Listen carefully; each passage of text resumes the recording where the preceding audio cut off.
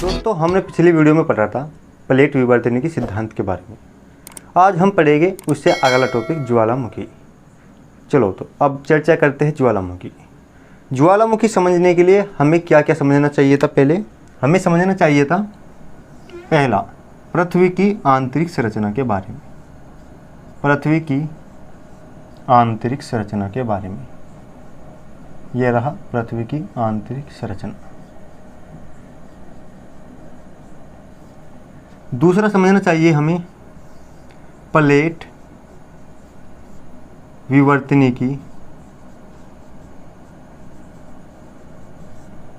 सिद्धांत। यदि अभी तक आपने 2 वीडियो नहीं देखी तो आप पहले उन 2 वीडियो को जाकर देख लीजिए। वैसे मैं इन दोनों को थोड़ा थोड़ा सा समझाने की कोशिश करूँगा, ठीक है दोस्तों, क्योंकि हम पढ़ रहे हैं ज्वालामुखी। ज्वालामुखी में किसका सिस्टम पढ़ेंगे हम? मैग्मा का। हम जो सारी बात पढ़ेंगे मैग्मा के बारे में ही पढ़ेंगे। मैग्मा आखिर किससे निर्माण होता है, मैग्मा में क्या पाया जाता है, मैग्मा गर्म क्यों होता है, इनके बारे में बात करेंगे। और मैग्मा जब ज्वालामुखी के रूप में फटता है, बाहर आता है, लावा का निर्माण करता है, फिर यही लावा कौन कौन सी आकृति का निर्माण करता है, ज्वालामुखी कितने प्रकार की होती है, सुषुप्त और मर्त ज्वालामुखी क्या है, इनके बारे में सभी हम डिटेल से वर्णन करेंगे। और आज हम इस कक्षा को पढ़ेंगे। तो नमस्कार, मैं हूं प्रशांत कुमार और आपका स्वागत करता हूं PKPSTRG यूट्यूब चैनल पर। दोस्तों यदि आप इस चैनल पर नए हो तो इस चैनल को सब्सक्राइब कर दीजिएगा और यदि वीडियो को अच्छी लगे तो इसको लाइक कर दीजिएगा, ठीक है दोस्तों। चलो तो बात करते हैं पृथ्वी की आंतरिक संरचना। वैसे तो मैंने इस पर एक डिटेल वीडियो बना दी है, लेकिन अब फिर समझने की कोशिश करेंगे। देखिए, जो हमारी पृथ्वी है, हम जानते हैं पृथ्वी अंदर से गर्म है। हम जानते हैं पृथ्वी अंदर से गर्म है। मैं एक बार क्रस्ट और बना देता हूँ पृथ्वी की, जिसको भूपटल कहते हैं। ये चलो थोड़ा सा स्टाइल ठीक नहीं बना। देखो, ये हमारी पृथ्वी की क्रस्ट हो गई। क्या होगी? भूपटल। भूपटल या इसको भूपर्पटी भी कहते हैं, भूपर्पटी। और या इसको क्या कहते हैं? क्रस्ट। जियोग्राफी में इनके यही शब्द है। इसकी मोटाई कितनी बताई थी मैंने पिछली वीडियो में? यदि आपने देखी हो तो इसकी मोटाई जो मैंने बताई थी वह थी 100 से 150 किलोमीटर। कितनी? 100 से 150 किलोमीटर। ये रुक जाओ 2 मिनट। ये थी इसकी जो मोटाई थी 100 से 150 किलोमीटर है। कहीं कहीं ये 200 किलोमीटर भी लिखते हैं, कोई दिक्कत नहीं, सब चलेगा। अब भूपर्पटी तो हमने देख ली। भूपर्पटी के अंदर जो पाया जाने वाला तरल पदार्थ है, वह तरल पदार्थ क्या है? मैग्मा। क्या है? मैग्मा। ये रहा। लेकिन पूरे भाग में मैग्मा नहीं है, केवल क्रोड से ऊपर ऊपर ही मैग्मा है। ये जो सबसे अंतरतम बिंदु है, जो सबसे अंतरतम बिंदु है, ये है क्रोड। क्या है? क्रोड। इसका तापमान लगभग 6000 डिग्री सेल्सियस पाया जाता है। कितना पाया जाता है? तापमान की बात करूँ तो मैं टेम्परेचर की बात करूँ तो इसका टेम्परेचर कितना है? 6000 डिग्री सेल्सियस लगभग की बात कर रहा हूँ मैं। और जो मैग्मा का टेम्परेचर है, मैग्मा का टेम्परेचर होता है हमारा, मैं मैग्मा को एक बार थोड़ा सा बना लूँ। ये रहा मैग्मा हमारा। चलो जी, बन गया। जो मैग्मा का टेम्परेचर होता है, मैग्मा का लिख देता हूँ इसमें, मैग्मा का जो टेम्परेचर होता है वह 1100 से 1300 डिग्री सेल्सियस तक होता है। कितना होता है? 1100 से 1300 डिग्री सेल्सियस तक। मैग्मा पृथ्वी के अंदर कौन सी अवस्था में पाया जाता है? तरल अवस्था में। तो मैं लिख देता हूँ, इसकी जो अवस्था है मैग्मा की कैसी है? तरल अवस्था में।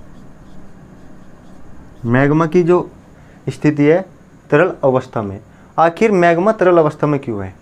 देखिए, हम जानते हैं कि जो रेडियो एक्टिव पदार्थ है पृथ्वी के अंतरतम हिस्से में ही पाए जाते हैं। ये दुर्लभ मृदक तत्व भी कहते हैं इनको। रेडियो एक्टिव पदार्थ, इनका जब विखंडन होता है तो ऊष्मा का बहुत ही सारा उत्सर्जन करते हैं। इनके विखंडन के दौरान ऊष्मा का उत्सर्जन होता है। आप जानते ही होंगे, जैसे कि यदि हम हाइड्रोजन बम को बनाने की कोशिश करें तो हाइड्रोजन बम भी किसके सिद्धांत पर कार्य करता है? उसमें संलयन के सिद्धांत पर। और उसमें विखंडन के सिद्धांत पर। इसी तरह जो हमारा जो मैग्मा है इसके अंदर भी रेडियो एक्टिव पदार्थ पाए जाते हैं। वे रेडियो एक्टिव पदार्थ अपना उसमें विखंडन करते हैं और उष्मा का उत्सर्जन करते हैं। ये उष्मा मैग्मा को तरल बनाए रखती है। आखिर मैग्मा क्या है? मैग्मा हम मैग्मा कर रहे हैं, तो मैग्मा क्या है? देखिए, यदि मैं मैग्मा की बात करूं, तो मैग्मा में क्या क्या पाया जाता है? देखो, पहली बात, मैग्मा में पाई जाती है सिलिका। मैग्मा में सिलिका। दूसरा, मैग्मा में पाया जाता है हमारा लोहा, यानी कि लौह तत्व। मैग्मा में लौह तत्व। और यदि मैं बात करूं, मैग्मा में मैग्नीशियम भी पाया जाता है, मैग्नीशियम। और इसके साथ साथ क्या पाया जाता है? एल्यूमिनियम। ये बात थी हमारी किसकी? मैग्मा के बारे में। मैग्मा कहाँ से निर्मित हुआ, ये मैग्मा आपको मैंने बता दिया। मैग्मा में कौन कौन से तत्व पाए गए ये। वैसे तो इसमें बहुत सारे तत्व पाए जाते हैं, लेकिन मेनली ये तत्व मैंने आपको बता दिए। ठीक है दोस्तों, यहाँ तक बात समझ में आई। बात करते हैं, क्या मैग्मा का निर्माण पहले से हुआ या अभी नई हाल ही में बना? देखिए, हम जानते हैं जब पृथ्वी बनी थी तो पृथ्वी क्या थी? एक आग का गोला थी। मैं साइड हट जाता हूँ, आप लिख लेना। हम जानते हैं कि जब पृथ्वी बनी थी तो पृथ्वी क्या थी? एक आग का गोला थी। सबसे पहले पृथ्वी की भूपटल ठंडी होनी शुरू हुई। अब पृथ्वी की भूपटल तो ठंडी हो गई, लेकिन जो अंतरतम हिस्सा है वह आज भी गर्म है। पृथ्वी का अंतरतम हिस्सा आज भी गर्म है, जिस कारण क्या हुआ, जो हमारे रेडियो एक्टिव पदार्थ है वे पृथ्वी के अंदर की ओर विचलित होने शुरू हो गए। अब पहले ही पृथ्वी का जो अंतरतम हिस्सा है गर्म है और रेडियो एक्टिव पदार्थ भी विचलित होने शुरू हो गए।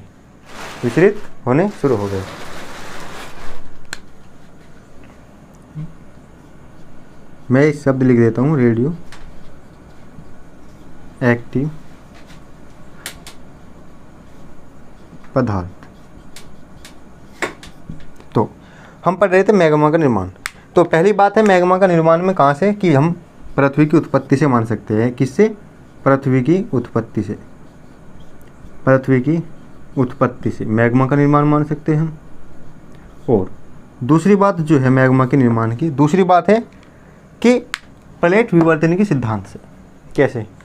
क्योंकि मैंने कल आपको बताया था कि यदि कोई प्लेट किसी दूसरी प्लेट के अंदर क्या हो रही है? विनाशित हो रही है, यानी कि ये विनाशित वाला चित्र बनाया और इसके अंदर क्या भरा हुआ है? मैग्मा। इसके अंदर भरा हुआ है ये मैग्मा। अब जैसे ही मैग्मा में ये प्लेट, क्योंकि इसका जो चलन है ऐसा है, इसका प्रवाह इसका ऐसा है, तो ये जो मैग्मा इसको गर्म करके इसको कैसे कर देगा? पिघला देगा। अब ये पिघल चुकी, पिघलने के बाद क्या होगा?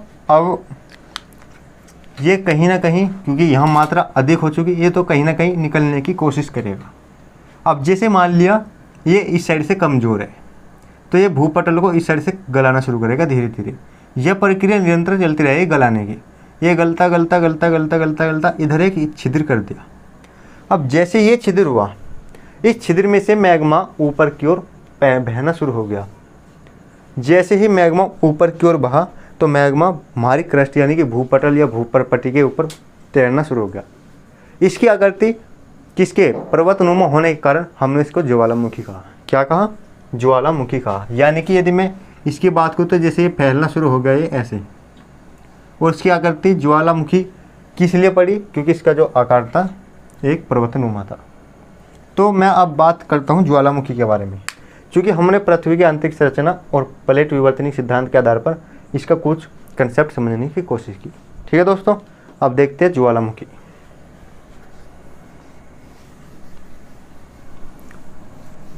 देखते हैं ज्वालामुखी। यदि आप चैनल पर नहीं हैं तो चैनल को सब्सक्राइब कर देना और वीडियो अच्छी लगी तो उसको लाइक कर देना। देखना दोस्तों कैसे पढ़ाना पड़ रहा है मुझे। ठीक है दोस्तों, आप इसको लाइक, शेयर और सब्सक्राइब करें। अब बात करते हैं हम ज्वालामुखी के बारे में। हमने इसका कंसेप्ट पढ़ लिया कि ज्वालामुखी में आखिर निकलता क्या है। तो ज्वालामुखी में निकलता क्या है? मैग्मा। तो ज्वालामुखी क्या है? ज्वालामुखी किसी छिद्र अथवा दरार से निकलने वाला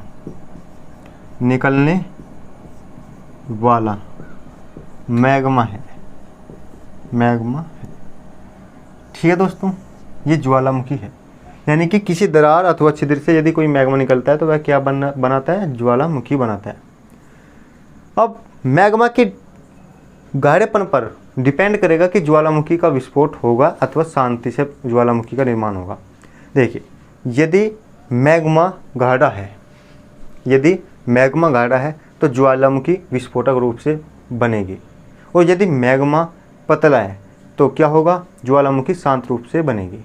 तो मैं बता दूं, जब मैग्मा गाढ़ा होता है, कैसे होता है? गाढ़ा, तो ज्वालामुखी कैसे बनती है? विस्फोटक। कैसे बनती है? विस्फोटक। और जब मैग्मा कैसा होता है? पतला। जब मैग्मा पतला होता है, कैसा होता है? पतला, तब ज्वालामुखी कैसे बनती है? शांत। ज्वालामुखी कैसे बनती है? शांत। यानी कि इसमें इसकी अपेक्षा कम हल्ला होगा। ये कैसे होगी? इसमें बड़े बड़े धूल के कण, चट्टानें, यानी कि इसमें क्या होगा? धूल बहुत मात्रा में निकलेगी, बड़े बड़े चट्टानें बनेगी, यानी कि बड़े बड़े चट्टानें बनेगी, और यह बहुत सारा धुआं फैलाएगा। कैसे? धुआं। जबकि ये शांत होने के साथ साथ इसमें धुआं तो निकलेगा ही, लेकिन जो चट्टानें हैं उनका जो फॉर्मेशन है वो बहुत ही साधारण होगा। कैसे होगा? साधारण होगा ज्वालामुखी में। चलो जी, बात करते हैं मैग्मा गाढ़ा। देखो, मैग्मा गाढ़ा किसकी वजह से है? सिलिका की वजह से। किसकी वजह से होता है? सिलिका की वजह से। और जो मैग्मा गाढ़ा होता है उसको कहते हैं हम अम्लीय मैग्मा, यानी कि अम्लीय लावा। क्या कहते हैं? अम्लीय लावा। और जो मैग्मा पतला होता है इसको कहते हैं हम क्षारीय लावा। अम्लीय लावा और क्षारीय लावा।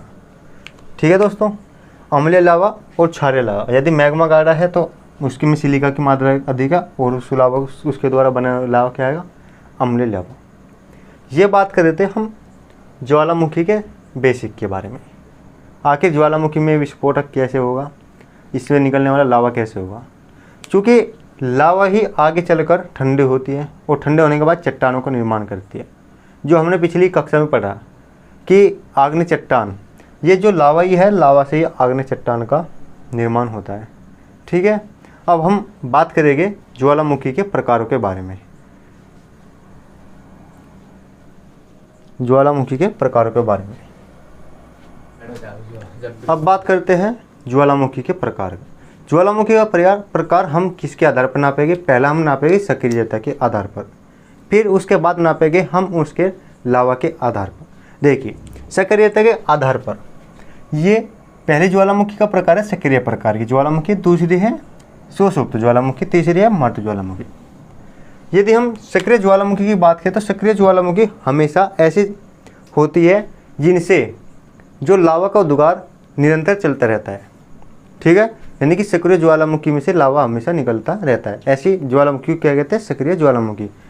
इसका जो वर्तमान में उदाहरण है किलायु। किलायु जो हमारी हवाई द्वीप में है, हवाई द्वीप में किलायु है, एक सक्रिय ज्वालामुखी है। वर्तमान में 500 से अधिक सक्रिय ज्वालामुखी है तथा 50 से 60 जो ऐसी ज्वालामुखी है जो प्रतिवर्ष जिनमें विस्फोट होता रहता है। इसके एग्जाम्पल बता दूं तो माउंट सेमारू जो कि इंडोनेशिया में है, और माउंट ताल जो कि फिलीपींस में, ये सभी सक्रिय ज्वालामुखी है। यदि सुषुप्त ज्वालामुखी की बात करूँ तो ये ऐसी ज्वालामुखी होती है कि इनमें वैसे तो कभी क्या नहीं होता, लावा का उद्गार नहीं होता, लेकिन ये सक्रिय नहीं रहती। अब काटिए, रुक जा, जैसे काटे वैसे तो नहीं। अब बात करते हैं सुषुप्त ज्वालामुखी की। ये ज्वालामुखी वैसे तो सक्रिय नहीं रहती, लेकिन कभी भी फट सकती है। ये ज्वालामुखी कभी भी फट सकती है। जैसे कि इसका बेस्ट उदाहरण है इटली का वेसुवियस। इटली का वेसुवियस। अब तीसरी प्रकार की ज्वालामुखी है मर्त ज्वालामुखी। देखिए, इसके अंतर्गत वैसे ज्वालामुखी शामिल किए जाते हैं जो पिछले हजारों वर्षों में कोई विस्फोट नहीं हुआ और आने वाले वर्षों में भी उनमें विस्फोट होने की संभावना नहीं है। यानी कि इनमें पहले भी कभी विस्फोट नहीं हुआ और आने वाले वर्षों में भी इन पर विस्फोट की संभावना नहीं है। ऐसी ज्वालामुखी कौन सी होगी? मर्त ज्वालामुखी। इसका बेस्ट उदाहरण है अफ्रीका के पूर्वी भाग में केनिया और किलिमंजारो। जो अफ्रीका में है केनिया और किलिमंजारो, इसका बेस्ट उदाहरण है। अब बात करते हैं लावा के आधार पर ज्वालामुखी। लावा के आधार पर देखिए, लावा के आधार पर कैसे ज्वालामुखी का निर्धारण होगा, तो हम बात करते हैं ज्वालामुखी लावा के उद्गार की तीव्रता के आधार पर ज्वालामुखी शंकुओं को पीलियन तुल्य ज्वालामुखी, वेलेकियन तुल्य ज्वालामुखी और स्ट्रोम्बोली तुल्य प्रकार की ज्वालामुखी में बांटा जाता है। वैसे हवाई तुल्य प्रकार की ज्वालामुखी है। देखिए, पीलियन तुल्य ज्वालामुखी क्या है? इसमें सबसे अधिक विनाशकारी होती है और इसमें लावा कैसे निकलता है? इसमें सबसे गाढ़ा और चिपचिपा लावा निकलता है। इसमें लावा की मात्रा अम्लीय होती है, यानी कि लावा इसमें कैसा होता है? अम्लीय लावा होता है। दूसरी बात करते हैं वेलकेलियन तुल्य ज्वालामुखी। इसमें अम्लीय से लेकर क्षारीय है प्रत्येक प्रकार का मैग्मा निकलता है। मैग्मा यानी कि लावा निकलता है। और यदि बात करें हम स्ट्रोम्बोली तुल्य ज्वालामुखी, तो स्ट्रोम्बोली जो तुल्य ज्वालामुखी है, इसमें अम्ल की मात्रा कुछ कम होती है और सामान्यतः इसमें विस्फोट उद्गार नहीं होता। ठीक है दोस्तों, अब बात करते हैं हम अगली ज्वालामुखी हवाई तुल्य ज्वालामुखी के बारे में। तो हवाई तुल्य ज्वालामुखी में बात करें तो इसका उद्गार अत्यंत शांत होता है, क्योंकि लावा तरल एवं क्षारीय होता है। मैंने बात बताया था, जिस भी लावा में सिलिका की मात्रा अधिक है तो वह अम्लीय होगा। ठीक है दोस्तों, ये बात थी ज्वालामुखी के प्रकार में। अब आने वाली वीडियो में हम जानेंगे ज्वालामुखी के द्वारा बनाई गई आकृतियों के बारे में। यदि आपको यह वीडियो अच्छी लगी तो इस वीडियो को लाइक कर दीजिएगा और चैनल पर नए तो सब्सक्राइब कर दीजिएगा। जय हिंद, जय भारत, धन्यवाद।